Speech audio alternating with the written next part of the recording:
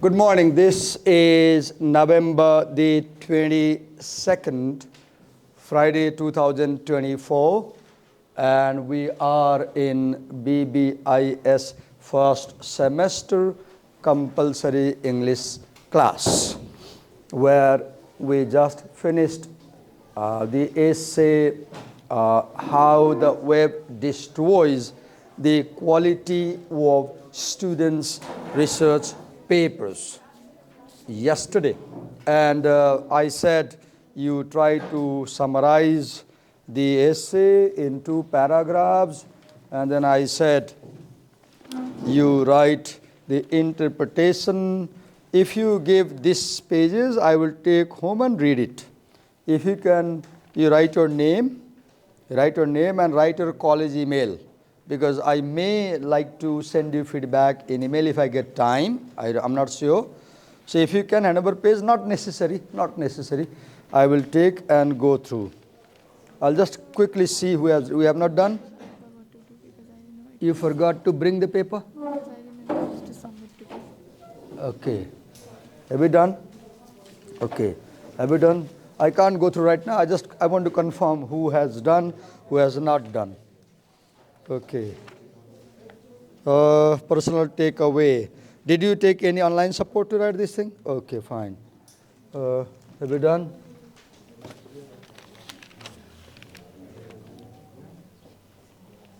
Okay. Have you done? You were absent yesterday. Have you done? Okay. Okay. If you can't tear away the page, one option is you can take a very clear picture of your assignment and convert it into PDF file, and then you can mail me that PDF file in my college mail, and I can download the file and save in my. Have you done? You were absent? I can save, and then I can go through the assignment when I get time. And have you done the assignment? You were absent? Have you done? You were present, right? Why you couldn't do? I'm doing it Sunday. I did, but... Okay. Have you done? Okay, good. You've got wonderful handwriting, child. What's your name? Bintuna. You're the second Bintuna I'm teaching. There was another Bintuna last year. She was Bintuna Sakya. You are Bintuna? Maharajan. Okay. Okay, you have done. Have you done? Have you done? Okay. Have you done? You were absent. Have you done? Okay, have you done? My eyesight has gone so poor, these days, and my glasses fell and broke. Now I have to go to hospital and get another pair of glasses. If you can tear the page and give, I will take home. Otherwise, you can take a photograph and mail me, and I will go through it and give a group feedback. Okay. So as you read that this article was published in a magazine, I guess, or was it? Where was it published? Somebody can say. Where was this article published? Quickly. It's in the introduction section. Introduction paragraph. Where? Where was it published? Terra Nova or where? It was published in a journal, Terra Nova. So because it was published in a journal, so there were readers, and here is a reader who has written a letter to the editor. So now we'll read how we write counter argument, right? So let's read quickly. There are 6 paragraphs. To the editor, David Rothenberg's thoughtful essay includes the common fallacy of giving the World Wide Web for too much power over our lives and consciousness. Too often the assumption is that this technology somehow induces states of mind for which there is no remedy. But The web is simply a tool that needs to be used strategically by teachers who have carefully thought through the outcomes they expect from their students. Even the metaphor of a web implies this, and it is up to the student to become either the spider or the fly. We read. First we read. Now let's analyze. By doing this, I'm showing you how to read and analyze also. Okay. So this writer talks about fallacy, right? Common fallacy. What is a fallacy? If something is fallacious, it is false. It has error. If something is fallacious, it contains error. So fallacy means error. Fallacy means error. And there are lots of books which discuss common types of fallacies in argument. Raise your hand if anybody could manage time to read Love is a Fallacy yesterday. I assigned you reading Love is a Fallacy because in that story, Love is a Fallacy, Max Suleiman discusses 5 or 6 argument fallacies beautifully through a story, and you will understand. Look, I gave you that assignment because I knew there will be a term fallacy coming up in the next letter, but you didn't read. Okay, no problem. So I said fallacy is a weakness in reasoning. A weakness in reasoning. For example, in that story by Max Suleiman, the boy takes the girl for dating, and then the girl and boy go for dating for about a week, let's say 5 days, 6 days.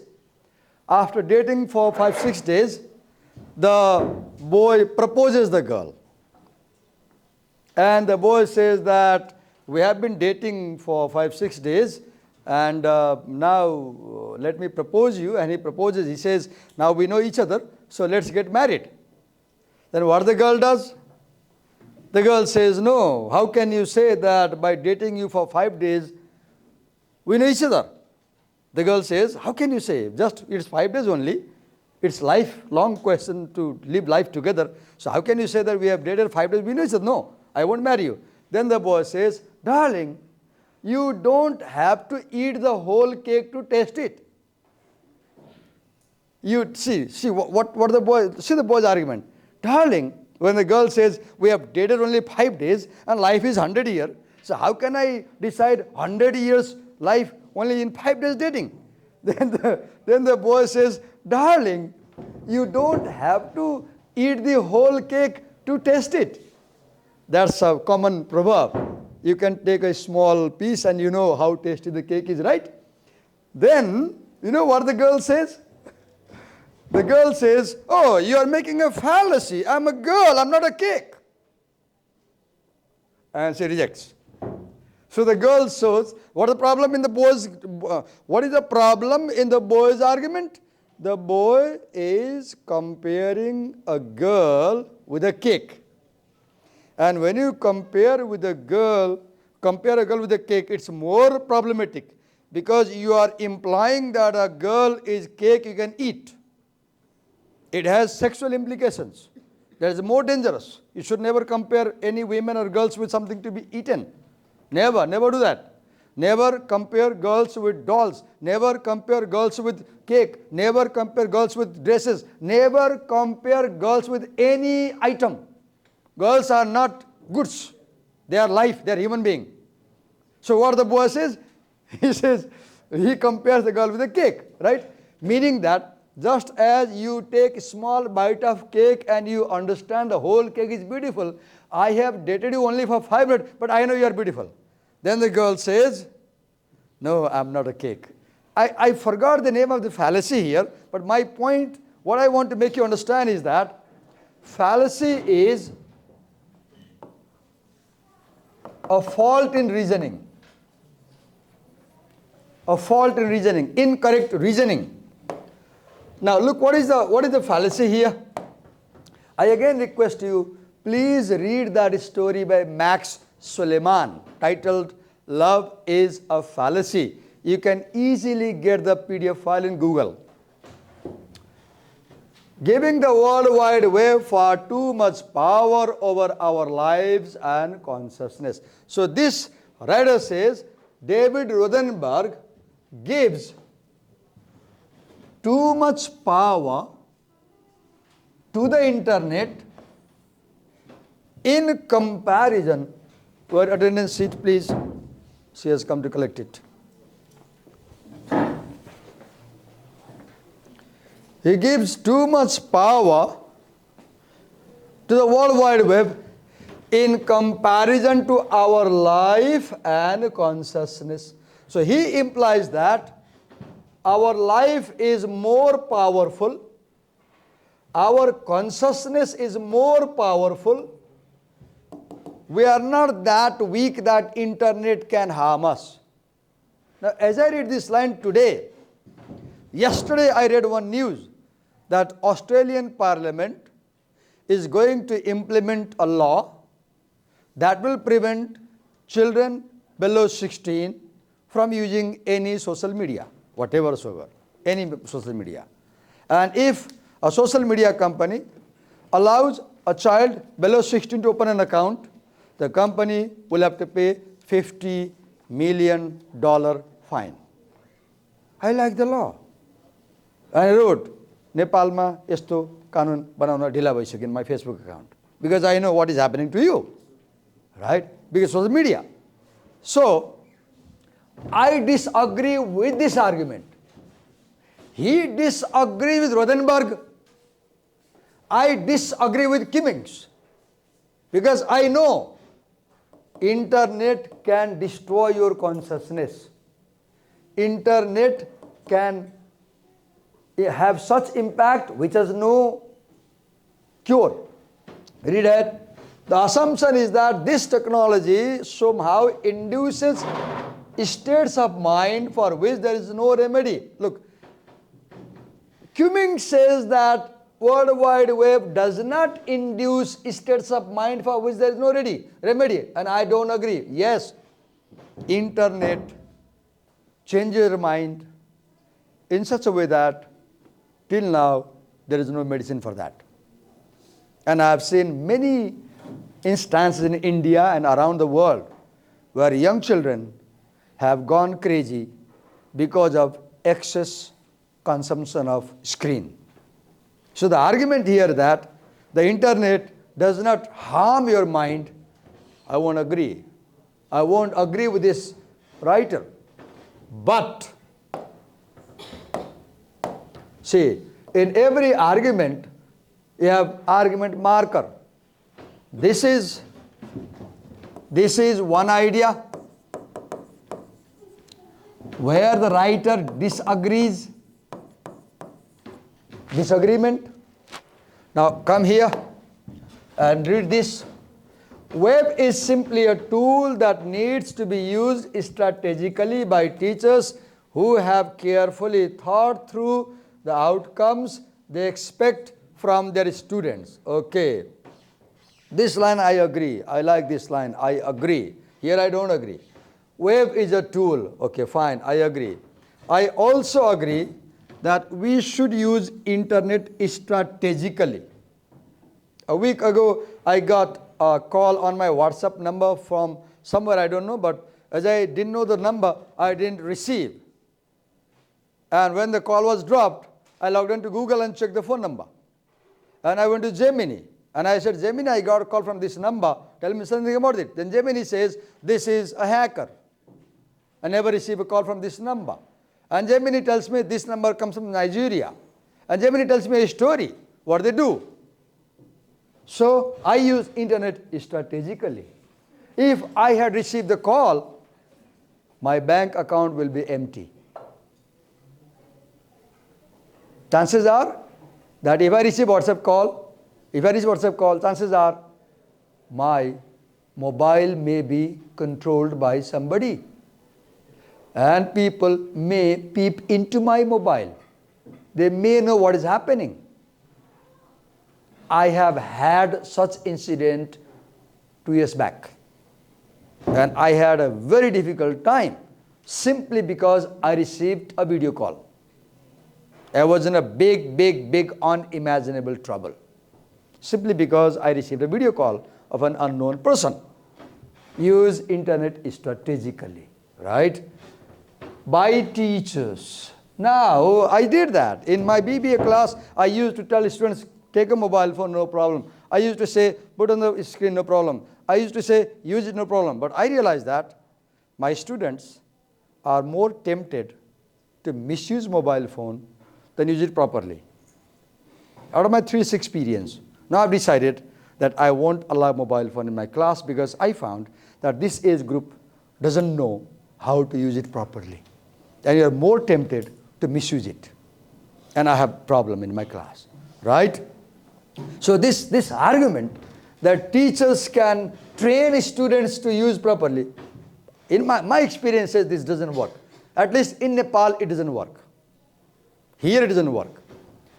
Who have carefully thought through the outcomes they expect from their students. So the teachers should make you understand how I want you to use internet or mobile phone. I should make you understand what to do, what not to do, right? Even the metaphor of web, I like this idea. What is web? Web is you have, let's say, this circle, and then here you have this spider, and what the spider does, it goes round and round and round and round, and what it does is go like this, cross and cross and cross and cross and cross, and what the spider does, it keeps hanging. The spider makes the web, but the spider itself is never caught in the web. Whereas the flies are caught in the web. Why? Because the spider knows how to walk across the web without being tangled. The fly does not know how to walk across the web without being tangled. I like the argument, fine. So here is the point that we teachers should train you like to be a spider. But my experience says, however I train you to be a spider, you turn out to be flies.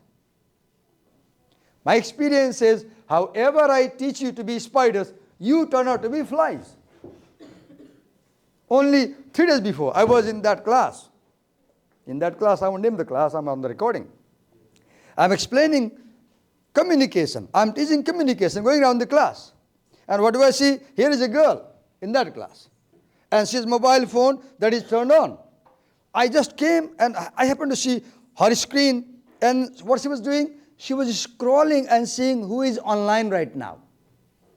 She was checking who is online right now.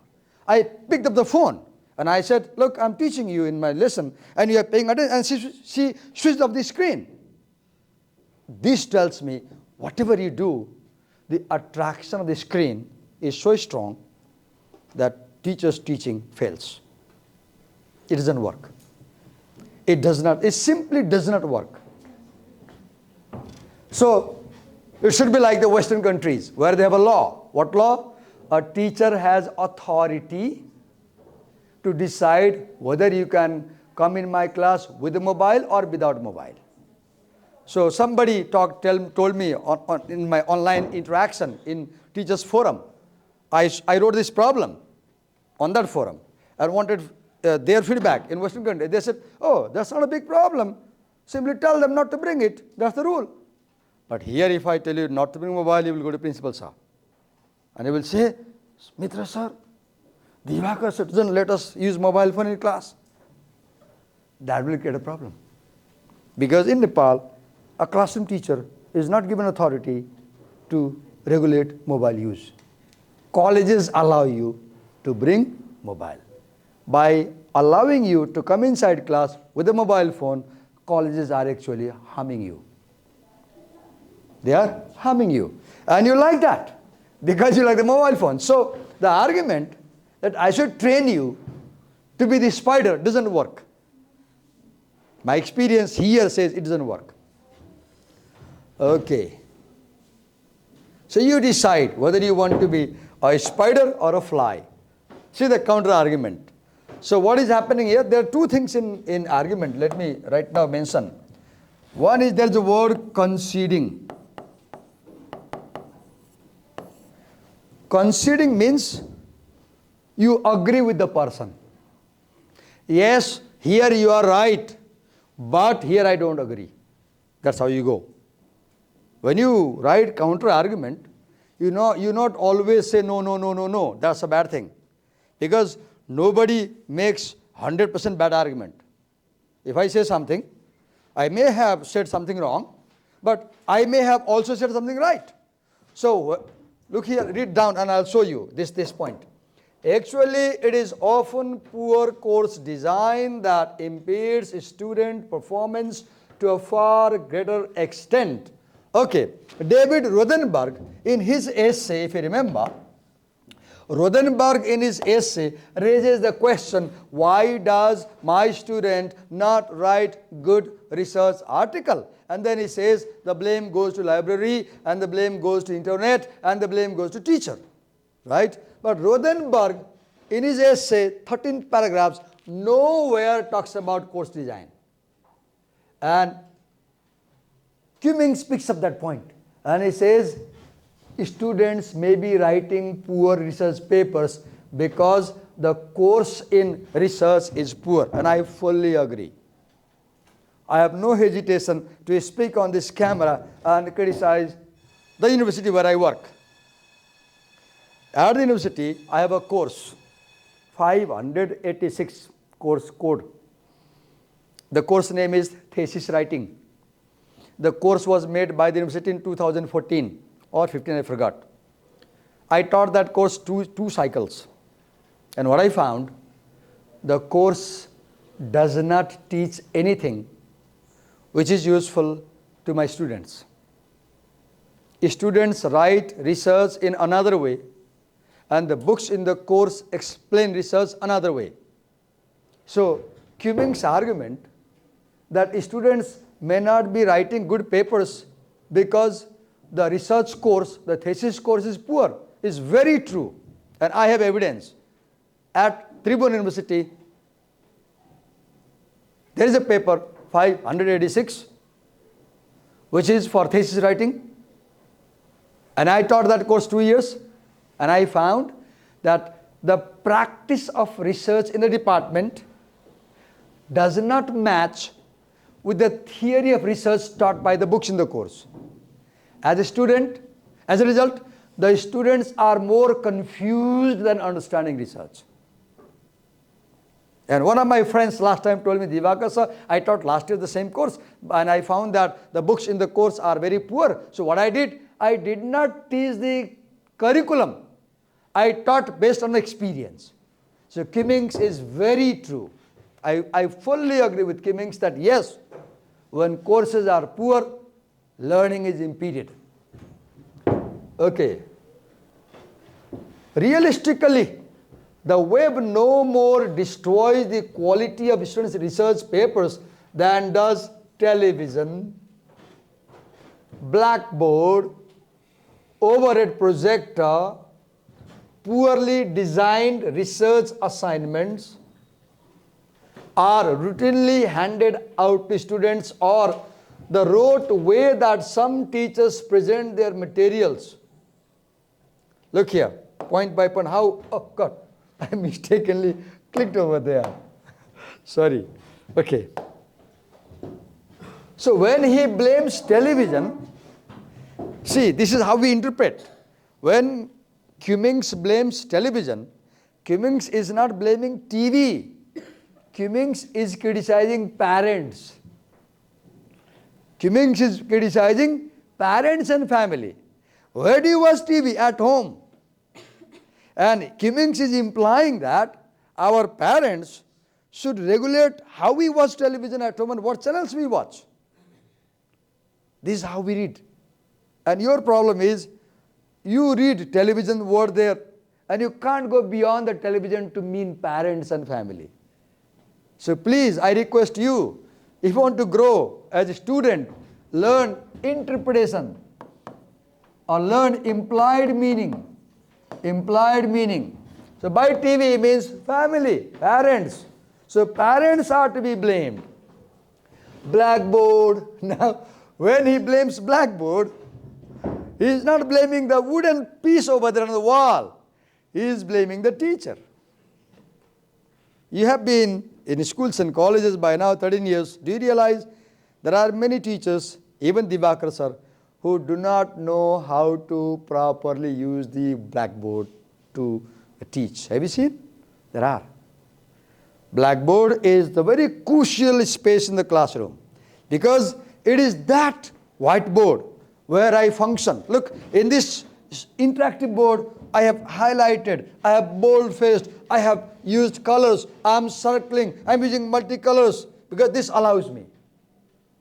Similarly, when we had traditional blackboard last year, if you see my previous videos, I used to come to class with 4 color markers that I bought from Galaxy stationery at Bhotaiti. And I will use green ink, black ink, red ink, and blue ink. Now I have this board, I don't have to use those 4 color markers. So here when he criticizes the blackboard, his meaning is teachers do not know how to teach effectively. Now problem with you people is, not only you, all students is, students read this word blackboard and they do not interpret that blackboard means teachers.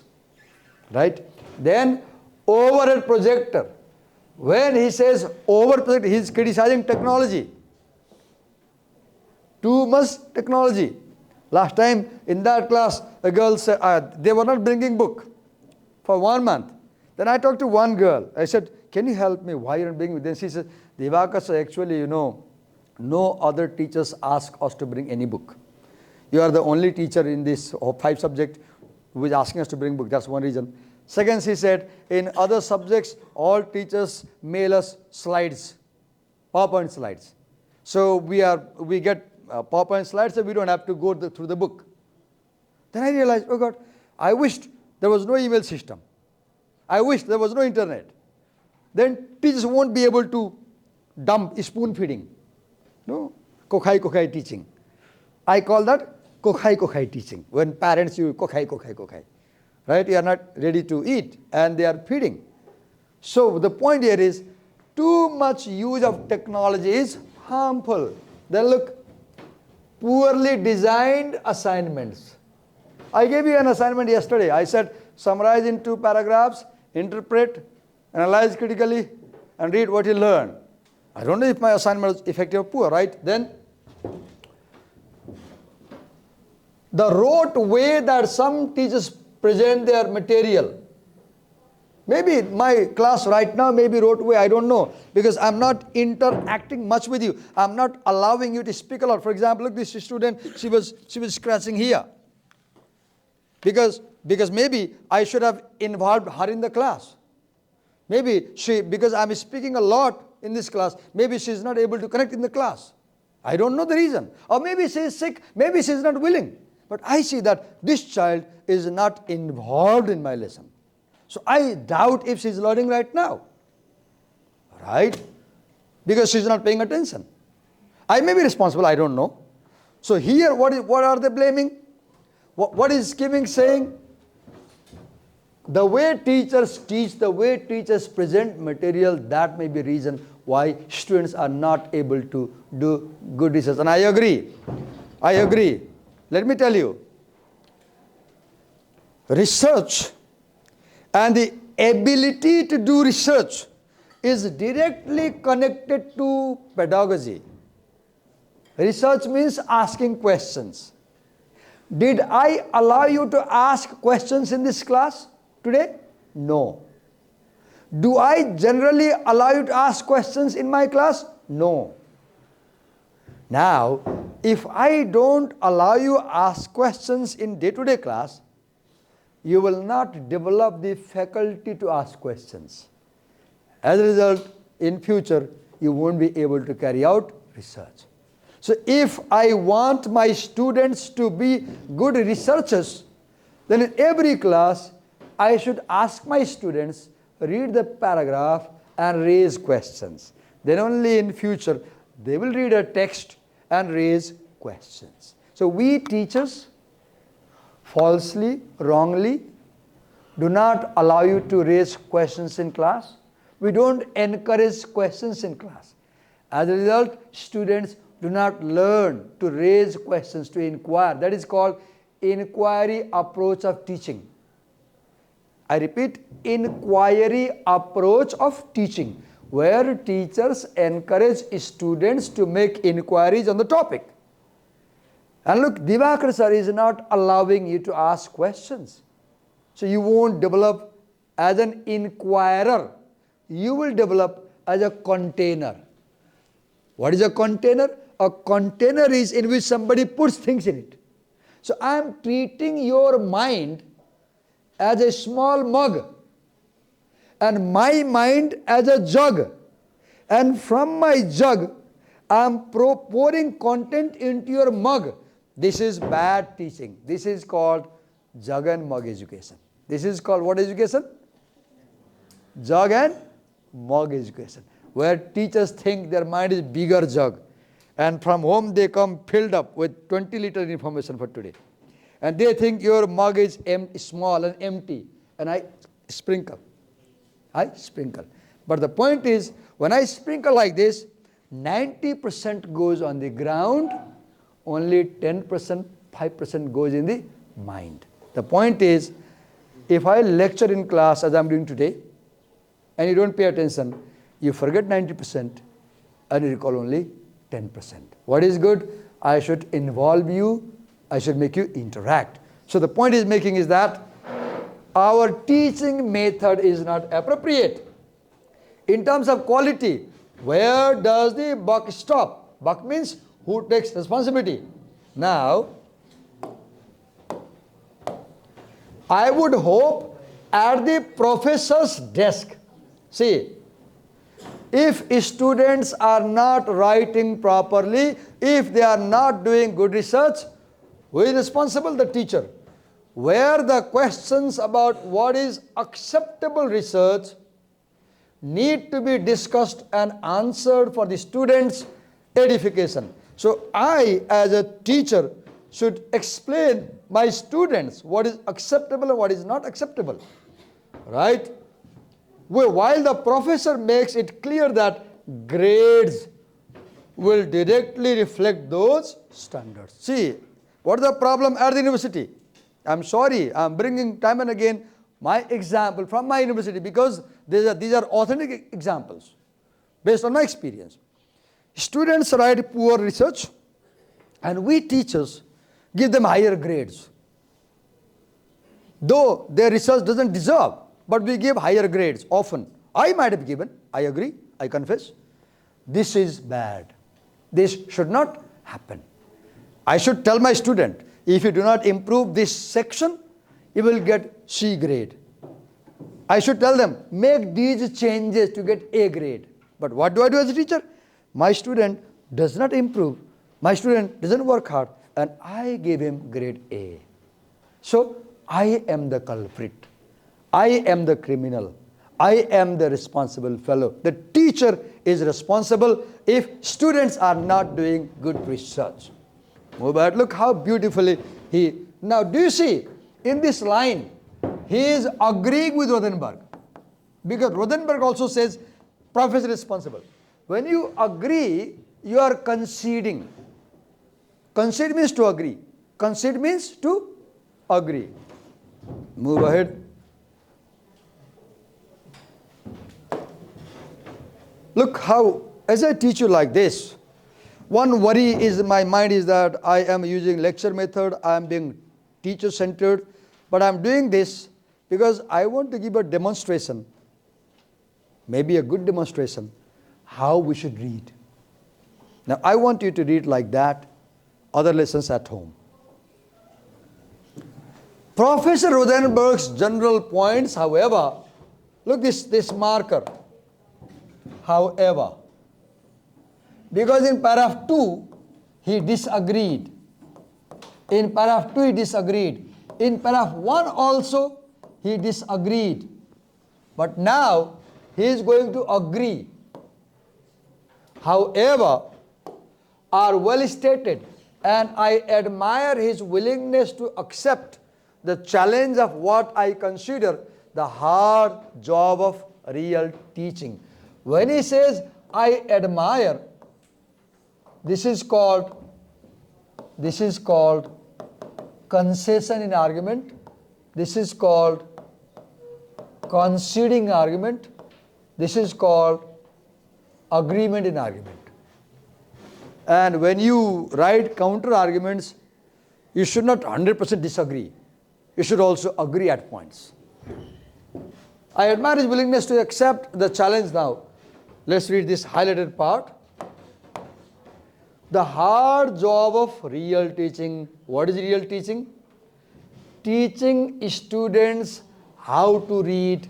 And in this class right now, I am teaching you how to read by showing you how to read. As I highlight, as I write comments in the margin, as I use multicolors, as I pause and explain, as I bring examples, I am demonstrating you the real reading practice, how to read. The one thing I am not doing, I realize that I am not making you literally read in this class because I can't manage my time.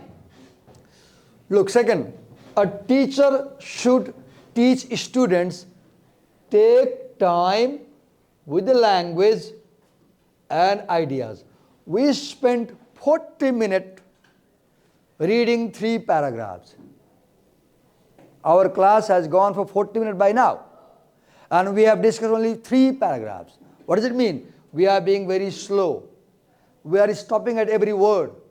We are talking about every phrase. Right now, I am explaining what does it mean to take time with language. And I give you an example. We read 3 paragraphs in 40 minutes very slowly. Why? Because we are reading less and interpreting more, elaborating more, paraphrasing more, thinking more, discussing more.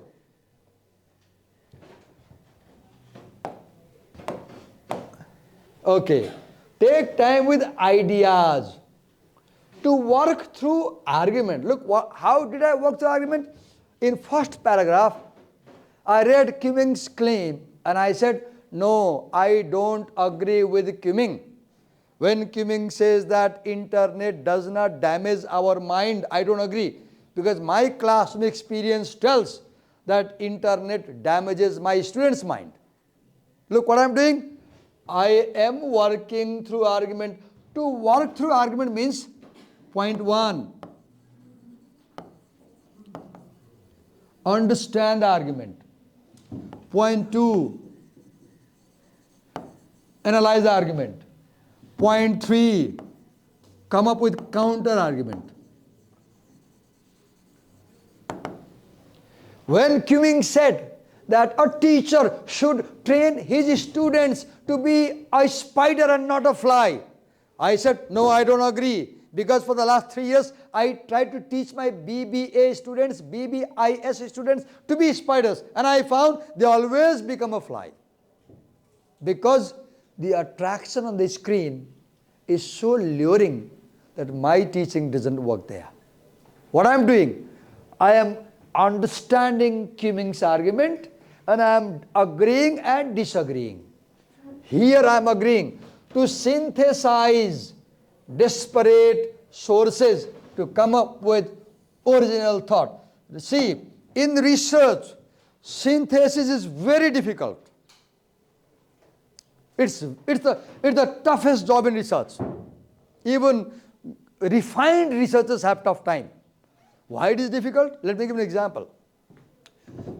Here is my frying pan in my kitchen. I'm a cook.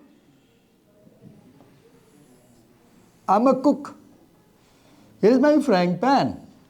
And I'm making vegetable. Now, I go to Kalimati and bring cauliflower. I bring bean. I bring salt. I bring spices. I bring cooking oil. I bring capsicum. I bring other ingredients. So, I am bringing these ingredients from different sources. Do you see? I am bringing these from different sources, right? Now imagine here is a second cook in the same kitchen or same classroom. She is the second cook. And we are running in a competition, cookery competition. Divakar sir versus, what's your name? Yeah? Kalash. Divakar sir versus Kalash. We are taking part in a cookery competition. And the college has given us these ingredients. The same ingredient is given to her and to me, the same thing. Same item, same cauliflower, same thing. And we are making two dishes, right? Do you think we both will make exactly similar taste? No. Though you may give me 90, you may give her 90, but you will say, though we gave you equal marks, but taste is different. The point is, the taste you create, that taste is synthesis. Because that taste is your creation. The taste is your creation. That's why some people say, "Usko hatko khana kasto mitho huncha?" They say, rice is same, pulse is same, gas stove is same, spices are same. But why kasto mitho huncha? Because she knows better synthesis. She knows better how to mix. She knows better how to mix and how much to mix. She knows better how to assimilate. So synthesis is assimilation. Synthesis is creating something new and different using given elements. Synthesis is you have familiar items with you that anybody can use. The football is same, but when Messi synthesizes, we have a World Cup. When Divakar sir synthesizes, Nepal gets, 20 goals. We lose because Divakar sir can't synthesize the football. Messi can synthesize better. Football is same. Harmonium is same. When I play, it's pa, pa, pa, pa. When she plays, it's melody. Because she knows how to synthesize the chords. Synthesis is really a very challenging skill. And I don't know how to do. I'm not good at. Okay? Move ahead. Look how beautiful things he teaches. To synthesize disparate sources to come up with original thought. See here. This original thought means say something that others have not said yet. Say something that others have not said yet. And to assess sources. Look, what should teachers teach? Assess sources to determine their credibility. Understand, you are BBIS students. When you go to Google and copy the summary of my lesson, maybe that summary was written by a class 10 child who has the same essay in their course. Maybe the summary was written by somebody to make money. Because the frequently you visit their website, they make money. Right? This is difficult, yes, as I said you, an important work, and it teaches students how to see the word here. Research is sorting the wheat from the chaff. I don't know how to pronounce exactly, chaff or chaff. I shall pronounce chaff. Sorting the wheat from the chaff. Separating more valuable from less valuable. You go to shopkeeper, fabric shop, and you say, show me a sari The shopkeeper spreads the sari, and then what do? You do like, have you seen this? You peel with it. He said, Sauji, यसमा polyester body छ, the पोल्छ अर्को दिनु. This is evaluation. This is, and you know how to. You go to buy denim jeans. I don't wear jeans. She wears jeans. She goes to jeans shop, and the shopkeeper, and you're the wrong jancha wala. She knows it because she has experience of evaluation in that field. So who is a good researcher? Who is a good evaluator? Look how beautifully they write. Move ahead. 6 paragraphs in 60 minutes. In truth, there are as many rotten books and worthless journal articles in libraries as there are rotten sources on the internet. So when Rothenberg says that internet gives you outdated articles, now Kimming says libraries also give you outdated books. Many libraries don't buy new editions. If you don't believe, check your library. Or check any library for that matter. Right? The particular medium will matter less. Look, internet or library, doesn't matter. What matters is to suggest that, what matters is how you use.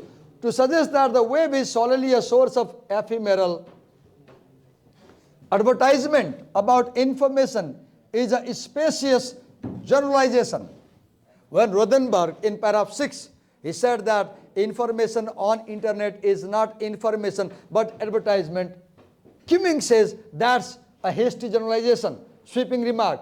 It sounds great, but closer examination reveals it to be too sweeping an assessment, one that additionally fails to account for web's future development as a scholarly resource.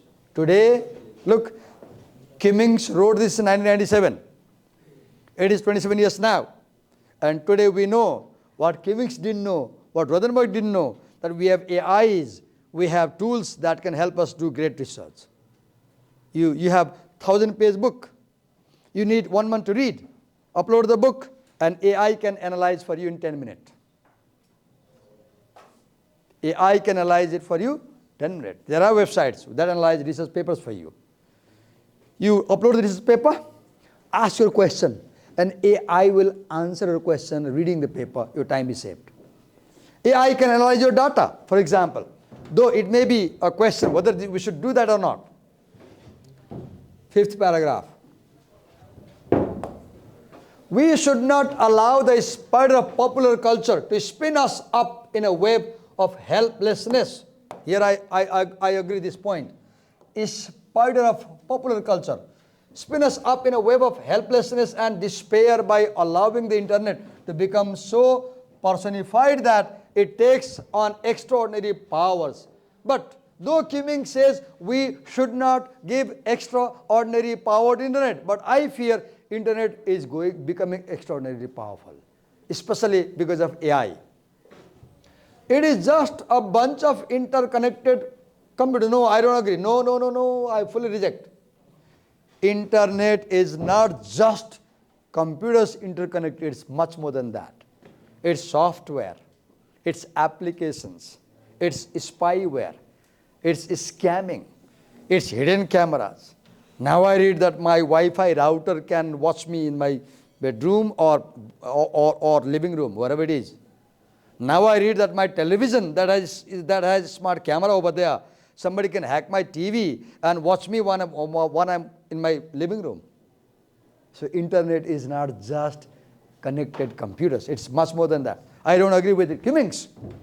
In addition to delineating how it may prevent students and teachers from thinking clearly, as Rothenberg says, and well, we need to place the onus of education back on the students. And look, I like this line. What is Kimming saying? Make students responsible for learning. And I interpret this like this. A teacher should not teach everything in class. Leave something untaught and make them responsible. You do it on your own. Then they will learn. Students should be more responsible for their learning than the college, than the teacher. That's why I say, I'll teach half, you will learn half. I won't carry all the load. Why should I carry on the load?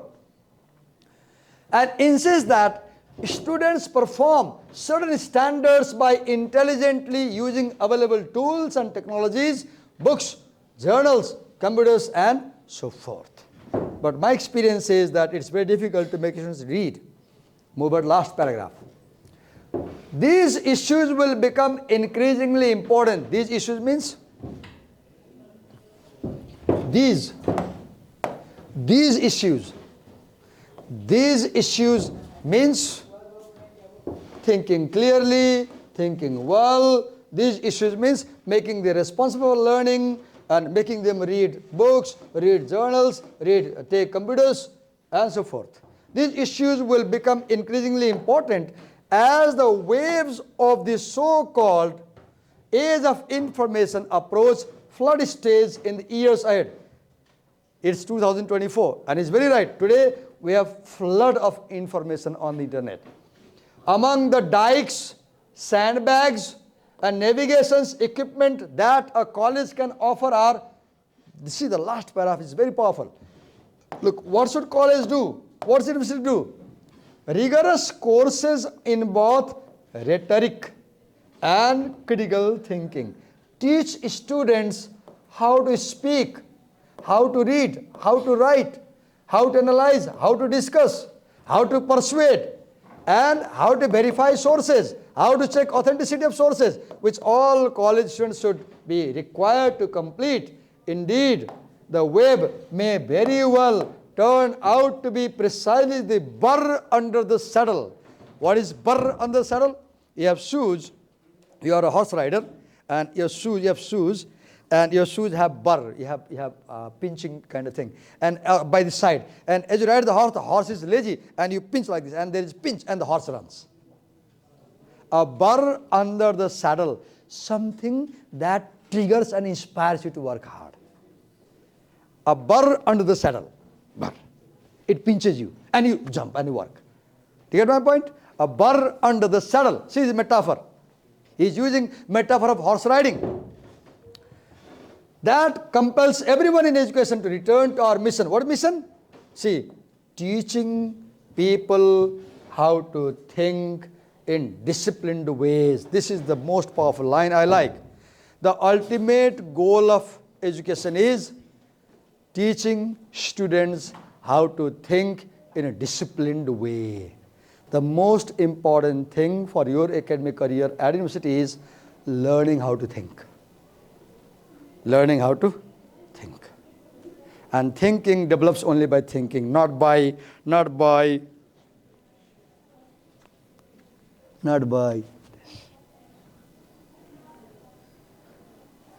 Thinking develops when you dump the mobile phone, pick up the book, read, and carefully and think. Right? Thinking does not develop by watching shorts and social media and all that.